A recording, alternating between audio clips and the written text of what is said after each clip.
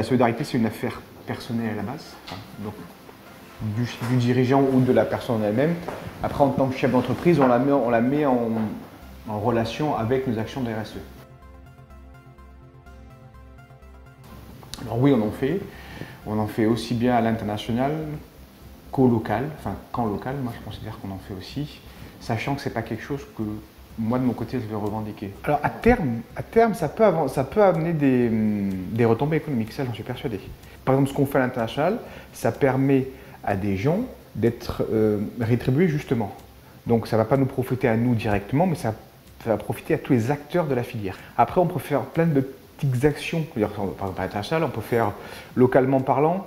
Moi, par exemple, quand on a dû mettre le bâtiment aux normes, donc, enfin, comme tout le monde, etc., on a plusieurs grosses entreprises qui sont venues, notamment tout ce qui est normes incendie. Et celle que j'ai choisie, bon, pas pour rester, c'est une grosse entreprise allemande qui a fait l'installation. Sauf que plutôt que de prendre et l'installation, enfin, et le matériel et l'installation, moi j'ai pris le parti de faire avec eux une espèce d'accompagnement. C'est-à-dire qu'ils nous ont fourni le matériel.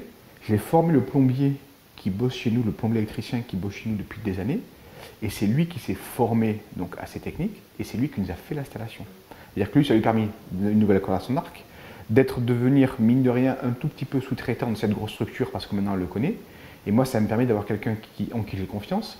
Le jour où je suis embêté, qui c'est qui va venir? C'est pas les gens qui viennent de Lyon, de Paris, qui vont venir me dépanner pour un collier, machin, c'est lui. Donc à partir de là, tout le monde est gagnant. Tout est lié en fait. Les gens qui travaillent avec moi, s'ils sont heureux au travail, ils vont être plus efficaces. Les gens avec qui on travaille, c'est la même chose. Et c'est un cercle, au bout du compte, c'est un cercle vertueux.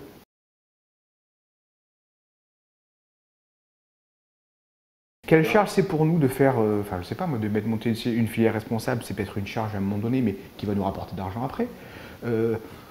C'est de l'investissement, enfin oui, effectivement, mais on soutient tout ce qui est CEW, une rose, une caresse, on a soutenu l'Ultra Trail Napoléon, ça c'est une chose. On fait livrer, enfin c'est des trucs bêtes, mais on fait livrer tous les vendredis, on a des paniers de légumes qui viennent.